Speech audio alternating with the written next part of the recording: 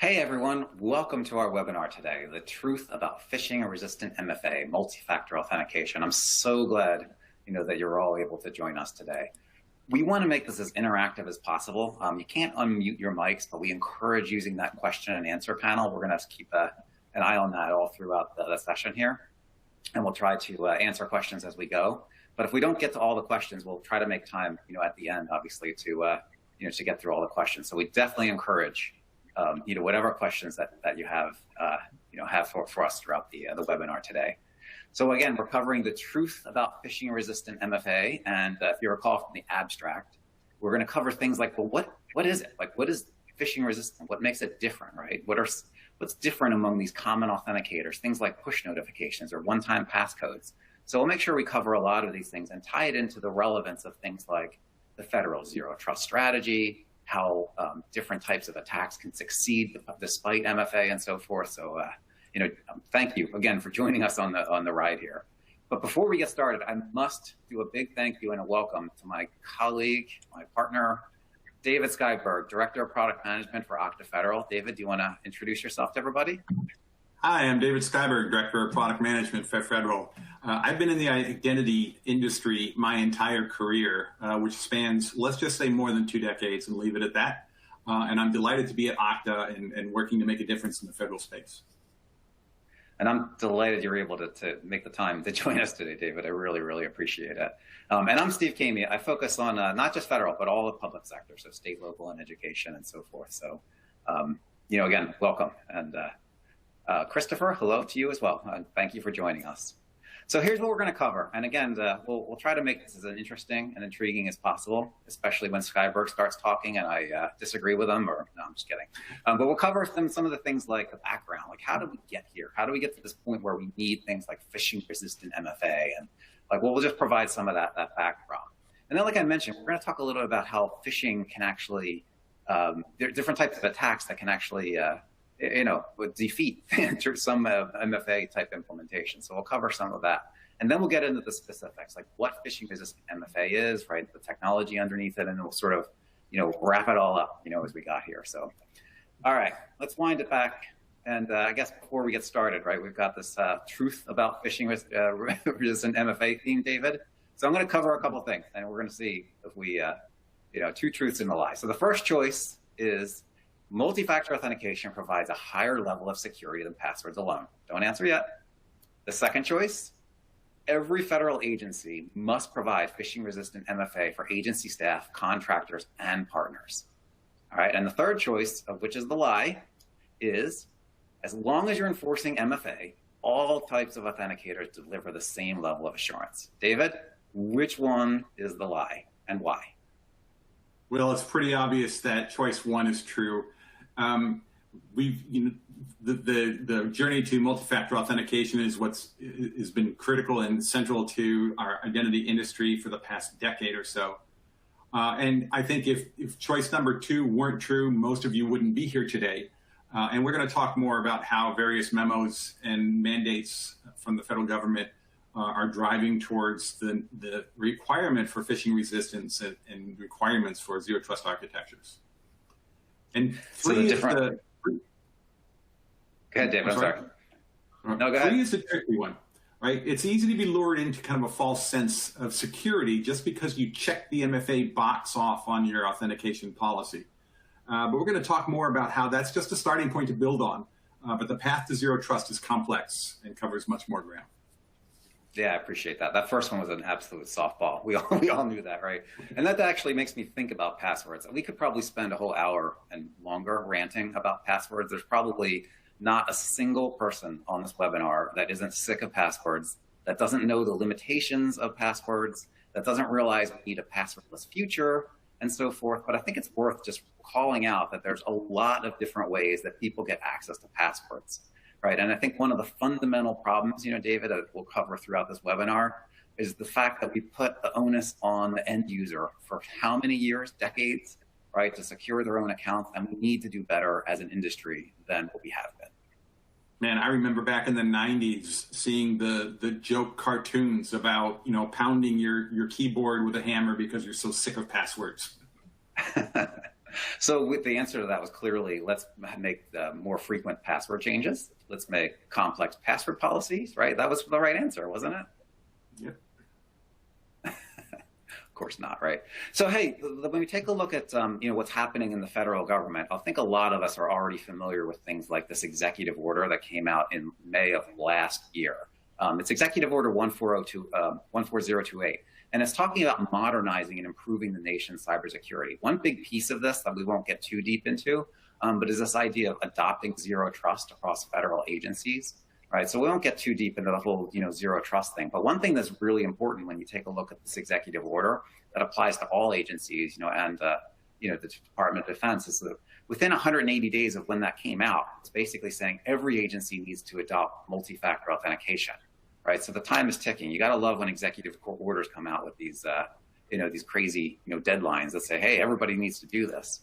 And there's some things that's changed. But before we even go too deep into this, why don't we just do a level set, David, on like multi-factor authentication? Because I pulled this off the website for the Cybersecurity and Infrastructure Security Agency, and it basically says, MFA is a layered approach to securing physical and logical access, right, where a system requires a user present a combination of two or more different authenticators to verify a user's identity for login. But what are your thoughts on that definition? That's a lot to unpack, Steve. And the language can be pretty confusing and not surprising. I mean, we've been dealing with decades now, over multiple decades, multiple protocols, multiple standards, and multiple versions of all these. So it's not surprising that this vocabulary soup is confusing. And we're going to unpack some of that today. But just as a check, anybody in the audience can spot the error in CISA's comment here. I'd love for you to put your answer in the quotes. Hopefully in the comments. Hopefully by the end of this webinar, you'll be able to look at this and immediately spot the incorrect statement. Yeah, and before we advance the slide, I was just taking a look through some of the questions here, and I think Devel was saying like passwords, are a secure way to authenticate. What is not is how and who manages them. Like, don't kill the password security. Instead, kill employee-managed passwords. David, thoughts on that? Yeah, I think that it's a tricky slope, right? Passwords, no matter how secure your password protection, if there's a breach, those passwords are in the wild. And the problem is less severe in the workforce, in the workspace, obviously, than it is in the consumer side, where users use the same passwords across multiple sites. That's been the real target. But even in the workplace, you have users doing the wrong thing. In order to use their one really secure, really sound password, they use it in multiple places. And it's just hard to maintain security around those. Completely agree. So here, one of the things that jumped out at me as we were reading through this are some of the words, right? Because sometimes, like you talked about with the alphabet soup, we think it's worth making sure everybody understands MFA before we get into the whole phishing resistant thing. And two of the words that jump out at us are things like what's a factor, right, and what's an authenticator. And there's a difference there. And I love calling out your quote here. Dave and I are having an argument about this a while back, and he was like, "Hey, don't confuse your F's and A's." So I put this in the slide deck at the risk of embarrassing you, David. But I loved how you said, like, well, we're going to embarrass our children if we get this all wrong, right? We make them property of all that's good and wholesome in identity. I just thought that was really funny when you did that. So I put it in the slide deck. But I think what we're trying to do here is let's be clear about what these things are so that everybody can understand MFA and what the difference is with phishing resistant MFA. So why don't we take us through, everybody? Why don't we start with the factors, David? Yeah, so let's do exactly that. Let's unpack a bit on factors and authenticators. Starting with factors, you've heard this expression, factors are what you know, what you have, what you are kind of thing, right? Factors are an aspect of an authenticator or an authentication event. The value of multi-factor is to ensure that a single attack vector doesn't expose all of your users. For example, a data breach may expose both passwords and information necessary for a KBA. So an authentication event that only combines passwords with KBA may be risky. Whereas if an attacker needs to both breach a database as well as steal your phone, that certainly raises the bar much higher. Yeah, and KBA, you were saying? Knowledge-based authentication, sorry. You already start with acronyms. Come on, man. All right, so we talked about factors. Now let's talk about authenticators. So in the NIST world, there are two key actors, authenticators and verifiers, right? And we'll talk more about authenticators quite a bit and a little bit about verifiers, right? Verifiers are simply the applications that are responsible for verifying a credential and assuring that it's properly associated with a user account. You can think of authenticators as the logical thing that provides your credential to the verifier. So in the case of a password, for instance, we have web pages with sign-in widgets that collect your password from you and send that to the back-end service. That's the password authenticator. In the case of, for instance, OTP, there may be a token that manages the TOTP seed record and calculates the next current code and sends that. You may be responsible for, copying that code to a web page. So in that case, that OTP token is the actual authenticator managing that seed record. Mm-hmm. So how do factors fit into all this, right? An authenticator could be a single factor or multi-factor. A password authenticator is generally just one factor. But say a push notification to an app on your device that intrinsically verifies you before with Touch ID before showing you your OTP. That's a multi-factor device. And it's important to point out that multi-factors may leverage multiple device or multiple authenticators or a single authenticator, right? In either case, for instance, step-up authentication, you may already have a single factor authentication that an application policy asks you to step up to another factor with another authenticator. So if I heard you correctly, you can have multi-factor authentication, but yet still have a single authenticator to do it. Did I hear that correctly? Yes. Yeah, it's definitely interesting, right? So then we talk about, there's different methods of authenticators, right? And this is kind of where we're starting to get into things like the phishing resistance. But do you want to just give everybody sort of a level set on what these methods are? So we're starting to walk up the architecture a little bit now from just the raw authenticators to how we can manage contexts around the authentication event. So by first looking at the authenticator itself, we can look for things like, is the authenticator an app on a trusted device? Is the authenticator use hardware-based or use hardware for protection of sensitive information? Does the authenticator actually verify that a user is present and a user is involved in that authentication event? And now, most importantly, is that authenticator intrinsically resilient to phishing attacks? All of these things can be queried and understood as part of our authentication context events now. Yeah, I really appreciate that. And like I said, we're going to go through some of those different scenarios of ways that phishing has actually succeeded to get around things like multi-factor authentication and some of these, different types of approaches. But I think one of the things that we wanted to sort of cover here is the fact that it's not just about multi-factor authentication, right? There's a lot more to authentication, and we talked a little bit about zero trust and so forth. So can you tell us a little bit about what adaptive MFA or things like, using context to do risk-based authentication? Yeah, so you remember when we said that simply checking the MFA box just isn't enough, right? Well, phishing resistant MFA isn't the end of the story either. There's a lot here in this chart, right? But let's just start by looking at that center box. So phishing resistant MFA isn't the end of the story.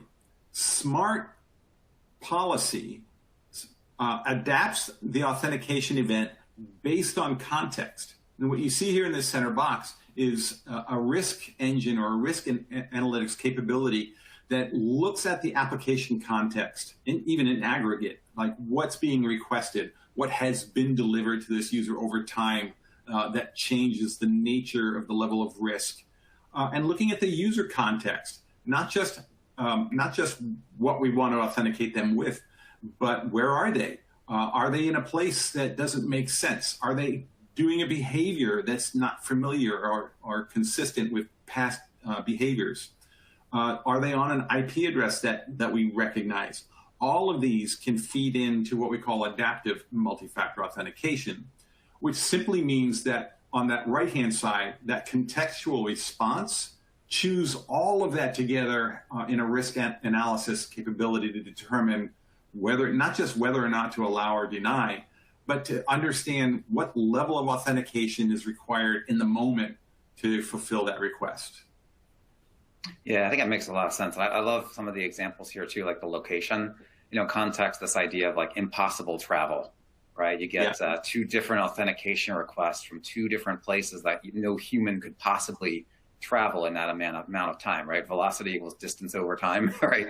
So it's just another, bit of context. And I think the other thing that you were pointing out is probably worth, reminding everybody is that, part of the journey towards zero trust is constantly evaluating every single resource access request with current information. So this type of context isn't just sort of once and done, right? We're constantly evaluating. When you log in once from one location, all of a sudden you see a login from another location. We have to constantly evaluate that. So it's a little bit obviously outside the scope of our webinar today. We don't want to go too deep into things like, zero trust and stuff like that, but we thought it was worth pointing out as we're talking about phishing resistant MFA and actually strengthening the authentication process, that there's a heck of a lot more to it. Yeah, I think it's hard, right? This stuff's complex. And as we look at zero trust architectures and realize that our focus moves from just the authenticator to the authenticator context in general, and then with zero trust architectures, maybe even all the way into the ecosystem that authenticators are occurring in, and consuming signals and things like that across the ecosystem. This is very complex stuff. Definitely. And we encourage questions. So if you've got questions about zero trust, we're not saying we're not talking about it. We just didn't want to make that the focus as early of this webinar. Zero trust is obviously a big topic. And also, give us feedback about how this is going, right? Let us know if there's additional things that you'd like for us to cover. But one thing that we did talk about, David, is that how some attacks can get around multi-factor authentication. In other words, the need for phishing resistant MFA. And certainly we won't cover them all. But one of the ones that tends, kind of crops into my mind is things like push notifications, right? You go in so for example, is this a truth or a lie? You go to log into an application, and just for the sake of simplicity, let's say it's a password protected app that also uses a push notification to a verifier app, right? So step one, you go to the app, you type your password in, that's your first factor.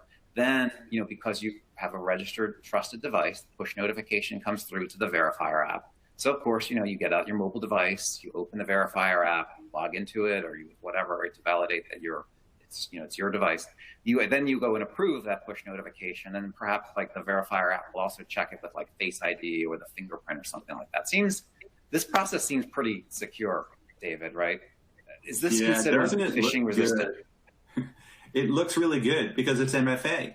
Right. But the bottom line is it's a lie. It's not phishing resistant. And that just underscores that, the drive towards phishing resistant has less to do with the security of the user and everything to do with how the authenticator delivers stuff to the verifier. And we'll talk more about that. But the case of MFA-based OTP is a really good example of that.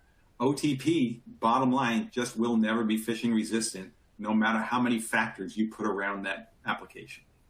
That's true. And there's nobody who does push notifications. There's no vendor out there that does push notifications, for example, that can be phishing resistant, right? So I love the quote here that we sort of highlighted here about the fact that true phishing resistance removes the user from the equation completely. That's a bold statement. That's the bottom line. And what we'll see as we talk about phishing, what makes something phishing resistant here in a little while is while today with authenticators that aren't phishing resistant, the focus is on the user, right? The focus is on education, ensuring the user understands what a phishing attack looks like. And we can train and train and train. And the bottom line is we will always be susceptible because at one point or another, every user will succumb to a phishing attack, regardless of how much training we do to the user, regardless of how many factors we put on authenticators that are not intrinsically phishing resistant. So the drive has to be to understand what makes something phishing resistant, and how do we leverage those in a authentication context. Yeah, I appreciate that.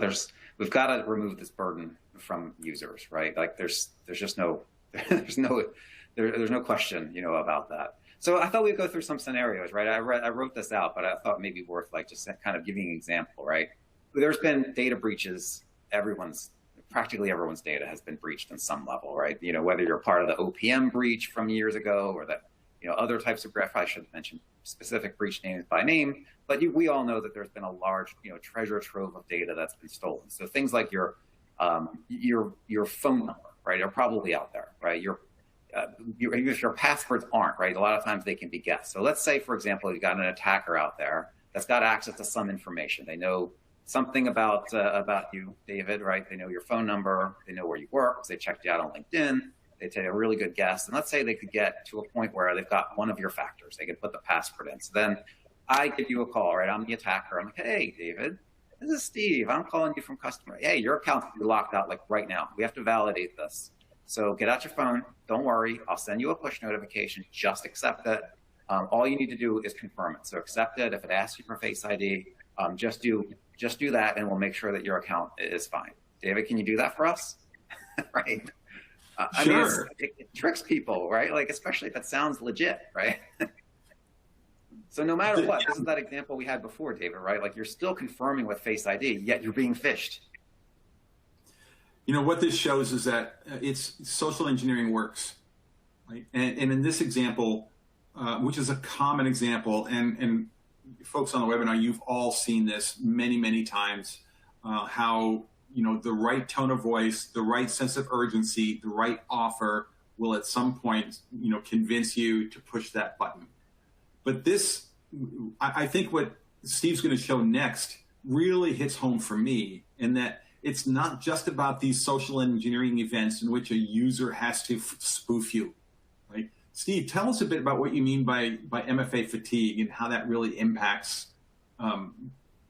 this scenario. Is MFA fatigue what happens when you're 22 minutes into a webinar on MFA and you're kind of tired of it? It's all right. That was that should. No, but like picture this, right? Like, this is what happens a lot, right? You get, it's 8 o'clock in the morning. You get, you didn't initiate a push notification, but it comes through and you're like, I didn't do that. Deny. Then like seconds later, another one, deny. Another one, deny. Like, this isn't me. Deny. And before long, you're like, all right, enough. There's probably something going wrong here. Or maybe one of my browsers opened up or something. So just prove it, right? Like, sometimes this happens, right? It gets to a point with a lot of people that you just, out of just pure frustration, they get tired of it and they get, they let their guard down. And so this can happen, right, David? Like, the fact that we can just flood people with things like this and it will trick a certain percentage of the user population. Yeah, what's killer about this is that as an attacker, I don't need to fool you. I don't need to disguise who I am and trick you with a story. I just need to rely on the fact that sooner or later, a bunch of people are just going to pick up their phone and hit approve because they're so used to hitting that button. So you can't protect against that in some level, right? That's the whole thing about getting the user out of the authentication process to a certain extent, right? Like, that way we don't have somebody to fatigue, right? We're actually trying to do better, than that. So that kind of brings me to the point of the fact that all these authenticators are not created equal. There's different levels of assurance about different types of authenticators, David. So if you look at things like the digital identity guidelines, and not to bore everybody with the specifics of NIST, special publication 800-63, but this idea of authenticator assurance levels is like, what level of confidence do we get by the authentication process? So the quote here is like, the robustness of the authentication process itself and the binding between the authenticator and that individual's identifier. Like, how strong that is what an authenticator assurance level is. And the way NIST puts it out there is with, 3 different levels, where AAL1 provides like some level of assurance, right? That's either single or multi-factor. But as you go up the scale, right, David, to AAL2 and AAL3, there's additional requirements that make them a higher level of assurance. Yeah, and I think it's important to call out that this isn't just about the strength of the authenticator itself. This is the strength of the authentication process. What that means is it may take multiple authenticators to reach a certain assurance level. And that's oftentimes today how the AAL2 assurance level is met. Rather than in a single authenticator, multiple authenticators are combined, like password with something else, like password plus OTP, takes you from that AAL1 up to an AAL2. But at the end of the day, it's all about driving your overall authentication process to reach the highest level required for your risk portfolio or your risk profile. That may be AAL2, that may be AAL3, depending on the nature of the information that you're managing. So as you understand your risk profile, you start to be able to understand how to map authentication processes to meet that risk profile. That's a really good point, David. It's like, what is the risk level of the application and the data that you're actually trying to get into, right? And that's, takes me back to, don't dare I say, FIPS 199 and security categories and all that kind of stuff. But you're right? That you don't want to add too much friction to systems that don't have a high, impact, right? The data itself. So to your point about matching an appropriate level of authentication with the appropriate application and the data that's, that we're trying to access, is a really important point. It's that whole idea about bringing risk to an acceptable level and not trying to bring risk down to zero, which is not the mission of any risk management program. So that takes me to phishing resistance, though, right? We talked about the Authenticator assurance levels, and you did a pretty good explanation of what we meant by phishing resistant MFA. So I thought maybe we would go and say, I was thinking to myself, well, we already told everybody about the digital identity guidelines, right? And if you go to NIST, you pull it up, they'll be like, let me find something about phishing resistant MFA, and you don't really find that yet, at least in the current version. But what you will find are things like verifier impersonation resistance in there. So I thought I'd put a question out to you, David. Truth or a lie? Verifier impersonation resistance is the same as phishing resistance. Truth or lie? That's true, Steve, and it's more vocabulary soup. I think that the industry as a whole is starting to align on the term phishing resistant based on phishing attacks, right? If we understand phishing attacks, we understand that an authenticator needs to be phishing resistant. Unfortunately, NIST SP 863 v3 was written well before we started talking about phishing attacks in vogue. So they use older language. The good news is we're going to be aligning soon on phishing resistance as the term du jour, at least for the next little while. So the next version of 863 v4 that should be out in the next month or so will actually use the term phishing resistance. Yeah, I think that's a really good, important point, because you said it really fast, like 800-63b3, right? That's version 3 of the digital identity guidelines that are a couple of years old now. And you're really close to what's happening at NIST. You know that they're working on the next revision where they'll have better terminology. So, maybe it even happens tomorrow if the webinar runs. But, that's one of the challenges you face is you read something out of like the OMB memo and it says, hey, thou shalt provide phishing resistant MFA. And then if you're in the federal government, you go, okay, well, let me get the guidance from NIST, and it doesn't sort of jive, right? Or jibe, I guess is the right word there. So that's one of the challenges, right? I think that's why we wanted to make sure we're kind of clear, with everybody. And that, David, reminds me of that OMB memo, right? M2209 that came out. We are already talked about the executive order on modernizing cybersecurity, adopting zero trust and so forth, right? But, thou shalt adopt zero trust, as we all know, is a tall order. And, CISA came out with the CISA Zero Trust Maturity Model to help agencies go from a perimeter base to an optimal mature, right, type of, there's a lot of things to do. And then earlier, I think it was this calendar year, David, this came out that basically says, look, there are 3 things basically that every agency needs to do for every one of the pillars of zero trust, identity, being one of them. Right. And one of the things we just wanted to highlight, out of here is the fact that, OMB M2209 is basically saying and acknowledging what we've already described, right? The fact that, a lot of approaches to MFA don't protect against, sophisticated phishing attacks, right? And I think that that's why you'll see in this, right, in OMB M2209 that says, hey, every agency needs to provide phishing resistant MFA. That's the primary reason why it's there. Right. So when you really take a look at the memo, right, there's 5 different pillars of zero trust in the CISA zero trust maturity model. Many of us on the call here may know this already. The first one is identity. And if you go to the OMBM 2209, there are 3 requirements that has to be accomplished by the end of federal fiscal year 24.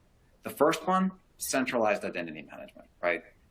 That we won't cover that in detail here. What we really want to do is like hone in on number 2, which is actually says right in there, use strong phishing resistant MFA. And again, remember back to that 2 truths and a lie, David, we talked about how what it says in there is it has to be provided for all, agency workers, contractors and partners. But it even said it has to be made as an option for public-facing services as well, which is another pretty tall order.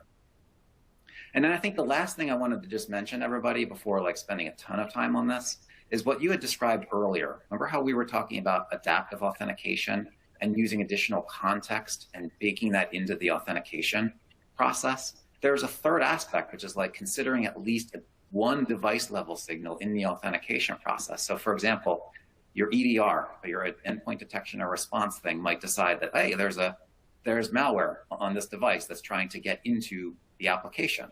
Maybe that makes the risk of that device too high for us to allow that to come in, right? So considering those device level signals into the authentication process is another step in that journey towards zero trust. I don't know, David, do you want to add anything to that?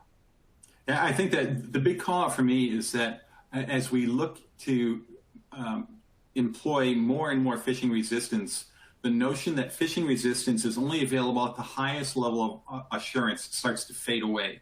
And we start to talk about, hey, even my consumers and customers and citizens accessing my public-facing web spaces need to be able to take advantage of phishing resistance as a baseline, not just for the highest security, not for just where we require AAL3, but across the board. We should be driving to more and more phishing-resistant capabilities everywhere. Absolutely. So let's move forward here.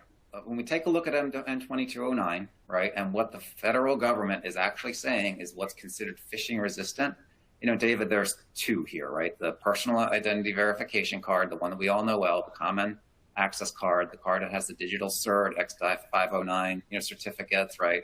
That's one way, and that's the primary way that every agency should approach phishing resistant MFA for workers. But I think we all know, and it's even stated in the memo itself, is that it's not, PIVCAC is not appropriate in every circumstance. So the second thing that they talk about is FIDO2 WebAuthn. And I think this is worth delving into a little bit, making sure that everybody on this call understands what that means. Can you help us understand, David, what we're talking about here when we say FIDO2 WebAuthn? I sure can. So for those of you who are familiar with brands, you should see a lot of brands on this page now. And I'll ask you as a real quick quiz, what do all these brands have in common? Well, the right answer is that they all have FIDO2 certified authenticators. Now, you won't see Okta listed here anywhere. Okta doesn't have a FIDO2 authenticator. Should we? Well, let's talk about what FIDO2 means and see if you can figure out where Okta fits into that, right? So, I'm hitting the wrong screen here. There we go. So, this is an eye chart, but pencils down. You don't have to remember all this, but I think that it's helpful that if we're going to talk about FIDO2 and WebAuthn, that you kind of have an understanding of that stack. Now, there's 3 critical actors that you'll see listed on here: authenticators and verifiers, which we've already talked about, and clients. Now, clients in the WebAuthn space are just your browsers, and just about every browser of interest is WebAuthn capable. But that's it. There may be other types of WebAuthn clients out there, but they're uninteresting. And in fact, clients are kind of uninteresting in general. They just broker conversations through the browser between authenticators and verifiers. So let's talk about verifiers. Let's talk about authenticators for a minute, right? Authenticators are the capability in CTAP that speak CTAP2 to the client. They're responsible for protecting your credentials. Now, authenticators come in various shapes and sizes. YubiKey and and Google Titan are examples of FIDO2 authenticators. But so is your device more often than not, or your OS on your desktop. These are all FIDO2 authenticators. Some of those authenticators protect keys in hardware, some don't, but they all speak CTAP2 to the client. Now, the client also speaks WebAuthn. WebAuthn is the protocol that our web applications speak to interact with the client. Right? It's a web-based protocol, which is why it's pretty much limited to browsers right now, but also why every browser is WebAuthn capable. Right? Just like we talked about verifiers before, they serve the same purpose here, that a verifier is responsible for receiving credentials from an authenticator, evaluating and verifying those credentials, and ensuring they associate correctly with what we call the claimant, or the user that's presenting those credentials to the account, to the correct account. That's it. Verifiers never talk directly to an authenticator, which is good because we want that separation.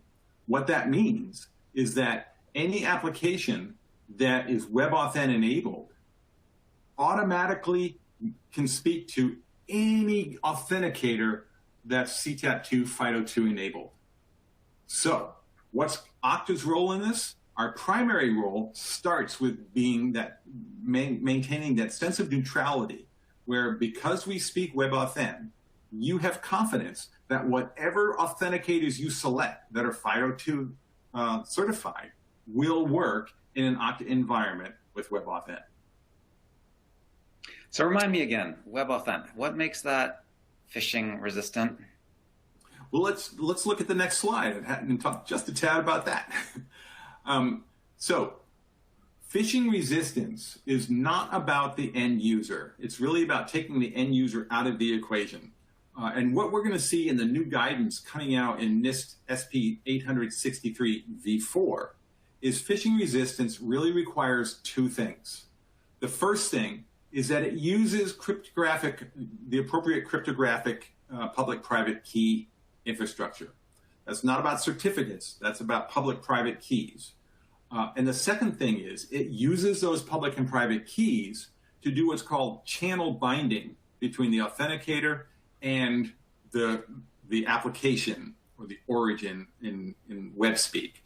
What that means is that the authenticator will encrypt that credential packet and send to that verifier such that only that verifier can open it and receive those credentials. Doesn't matter if there's a man in the middle. If the man in the middle steals the information over the wire, can't do anything with it. So we don't have to worry about the user inappropriately handing over credentials to a third-party man in the middle. We don't have to worry about spoofed IP addresses and all the other methods that we use for phishing to spoof a user into providing their credentials, because only the correct verifier can consume those credentials.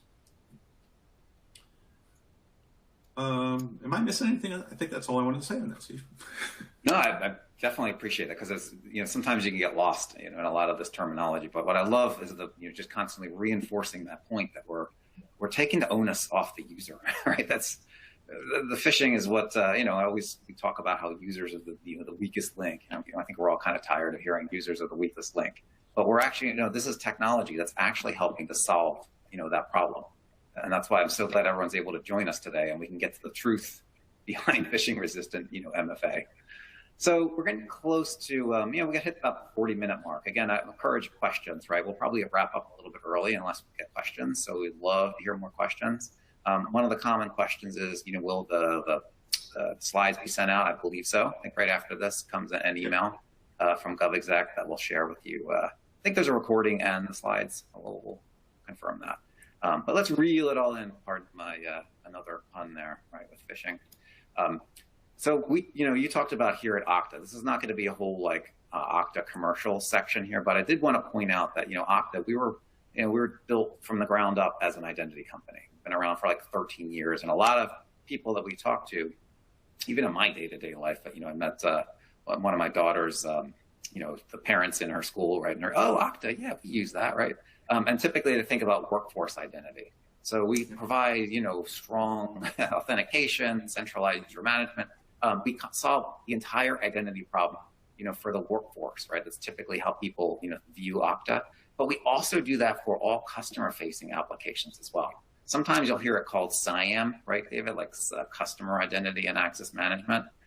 Here in the public sector space, a lot of times we think about public-facing applications or, smaller communities like veterans or federal retirees and things like that. So our identity is our core mission, and we partner with federal, state, local, right, higher education and so forth, right, in public sector to help solve this identity problem and help future-proof against a lot of this, these additional, things that come out. Like, for example, phishing resistant MFA, right? We can help organizations, stay ahead and future-proof their identity platform.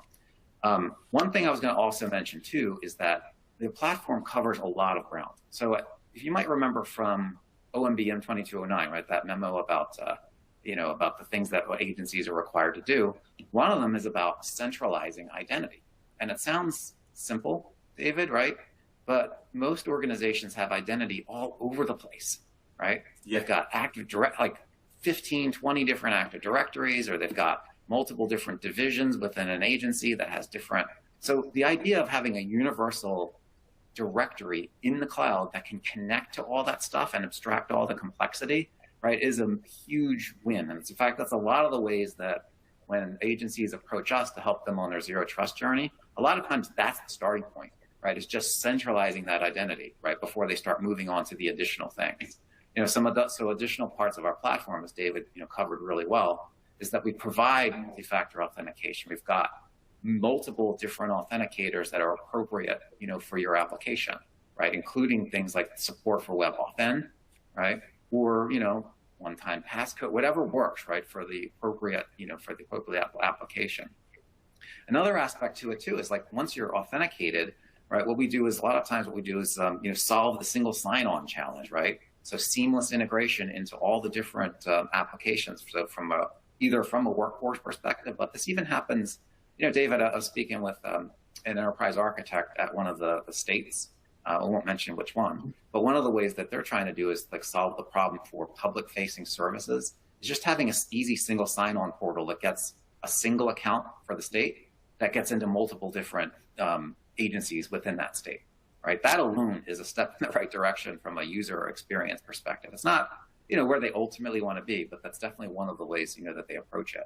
And then there's a lot more, David, there's a heck of a lot more than just having a directory in the cloud. You have to manage those users. You have to manage the life cycle of it. You have to automate it. When contractors leave the organization, you have to pull them out, right? all those things that we need to consider. Governance, we need to do access certifications, right? There's a whole pile of additional requirements well beyond phishing resistant MFA that makes up the title, of identity. We even need to be able to get, organizations back into their legacy systems, like servers, perhaps it might be on premises, data centers, and so forth. We need to authenticate APIs. We've got applications talking to each other, so let's secure the authentication there. And then the final thing that I was just going to point out to everybody is that we built out integrations with all kinds of different applications. I don't know, David, Salesforce, Tableau, ServiceNow, built EDR integrations. Integrations into just about everything that you can imagine. And we build that out of the box to make it super simple for agencies or organizations to kind of pick up and to start working, with our platform and make it seamless, across the board.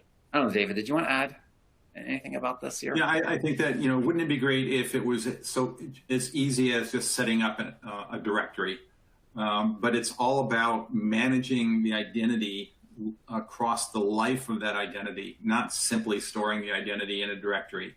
And Okta helps you across that life cycle with workflows to ensure that not only can you manage the identity in Okta, but you can coordinate with applications like Splunk and Slack and your HR applications to ensure that the life cycle of that identity is properly managed across your enterprise. And the other thing about all this is that it's not about rip and replace, right? Modernization takes time, as we know. So, the idea that you can start adopting, cloud-based identity and make progress while continuing to keep some of that legacy infrastructure in place and modernize over time. So the other thing is that we're helping agencies accelerate their zero trust maturity. So again, these are those three that came out of the OMB memo. I only point those out because every agency at the federal level and every agency at the state and local level and every higher education, like everybody should consider following this approach, right? Just start with three things. Make your zero trust journey right now these top three things: global identity awareness, phishing resistant MFA, and in doing some level of device level integration, right? So we just point that out, that we're helping agencies, do that kind of stuff today. The other thing we would point out too is that we've already been FedRAMP authorized. We got our moderate ETO back in 2017, and David, you're intimately familiar with. Yes, I am. Yeah.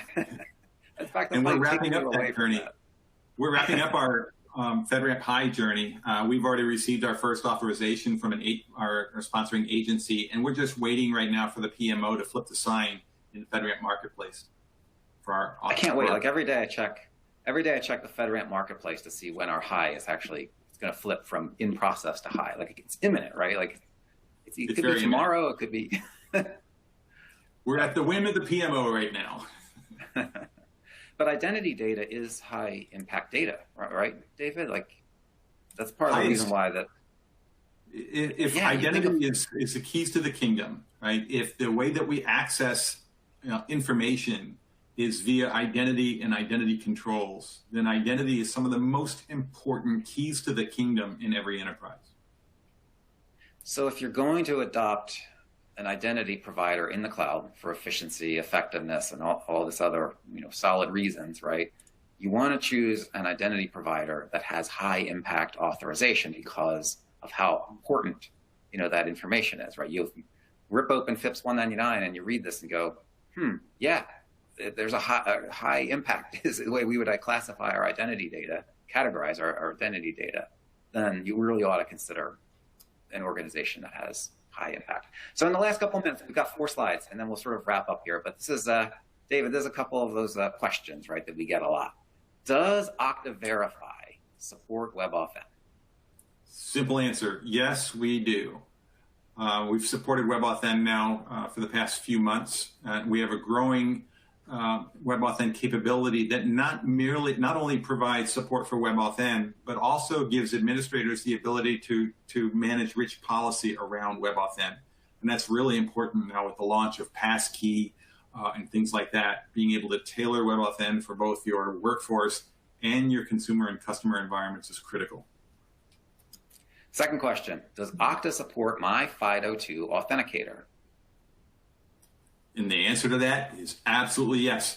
If your FIDO2 Authenticator is FIDO2 certified, or at least FIDO2 compliant, then because Okta supports WebAuthn, Okta should support your Authenticator.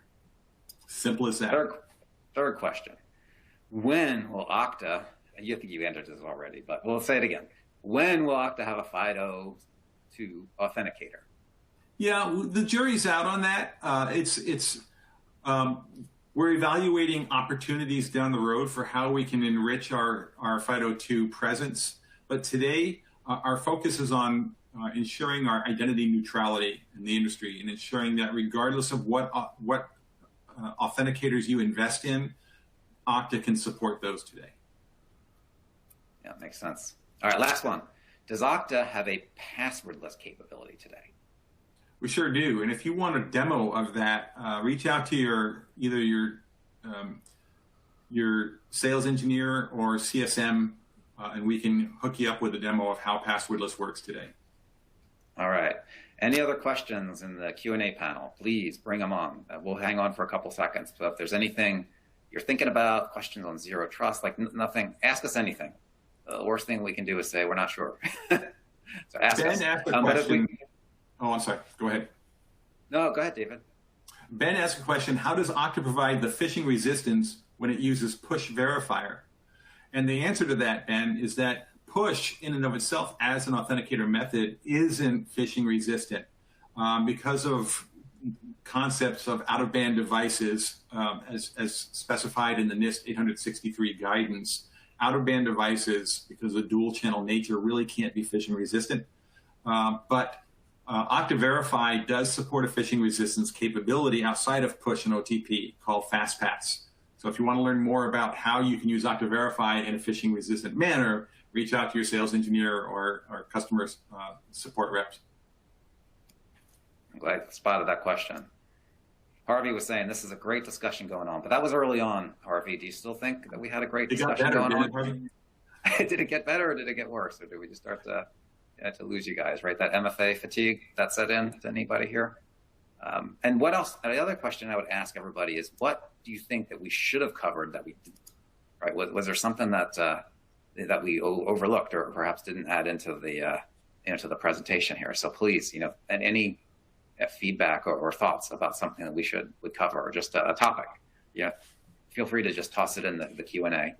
But as we wrap up, right, obviously it wasn't meant to be a complete Okta commercial, but we do want to remind everybody, this is what we do, right? We do identity.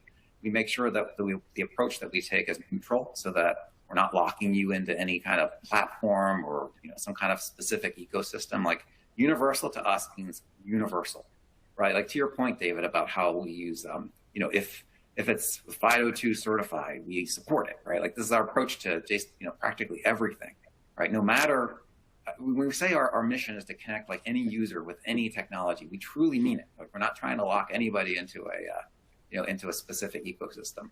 And the second thing is providing that complete set of identity capabilities. We sort of scratched the surface. We really focused on phishing resistant MFA and how we're helping agencies accomplish that. But know that there's a whole full portfolio of capabilities that back up what we're doing here. Again, identity is all we do, right? And we do it extremely well. And the other part is just trying to make it easy. So David, some of the things that we've done is, we build from the administrator side, because we talked about some of those out-of-box integrations. So we need to make sure that when we take it and adopt these, modern cloud-based, technologies, it's easy on the people who need to put it in place, right? We need to connect to things like legacy applications. We need to make it easy on the administrators. We need to make it, easy to keep the system up and configured and so forth. And we have to, make sure it's just, simple for everybody, right? I thought that was an important, thing that would point out. And I guess the last part about adopting the cloud, and this is part of the reason why the federal government started, 2010? Was it 2011? With that whole cloud first strategy, and then it became a cloud smart strategy is, you don't want to overlook the idea that secure shared cloud services drive not only greater efficiency, but they're infinitely more reliable, right? One of our key focuses on Okta is not just the security, of your data, but equally, if not more important, is the reliability of the service, right? So making sure that our system is constantly, we view identity as critical infrastructure. It's like a power utility, right? It has to be up and running. Nothing degrades user experience more than when stuff doesn't work, right? And if your identity and authentication process stop working, all right, that's a huge problem, right? So we approach this reliability. It's it's an easy little bullet to throw onto a slide, but it's hard to articulate or overstate how important that is. It's nice to know that CISA shares your view on identity as critical infrastructure. Also, I think I saw that in one of the FICAM strategy documents too somewhere, right? It said something like it's become even more clear how critical identity is to the way the government can serve the Americans, or something like that. It's a paraphrase out of the, was it M22? No, not, is that M1911 or something like that? I forget the memo that had that in there. But so anyway, again, we just wanted to make sure that was covered quickly. Were there any other questions that came through? I'm not seeing any. Oh, Harvey was saying 2010 was cloud first. Yeah, it was Vivek Kundra, if I remember correctly. He was the first federal CIO. Do you remember, David? Do you remember him? I remember. Yeah, I think he was the one that put that in place. Ultimately, it became cloud smart somewhere along the line. But I remember when that first came out, I'm like, wow, this is amazing. The government is actually really taking the cloud journey seriously, right? It was really encouraging, to see. So Harvey, I appreciate, you saying, the feedback, about it. What other things? How does Okta provide phishing resistance when it comes to push? Oh, you covered that one already, right? I did. All right. Let's see what else.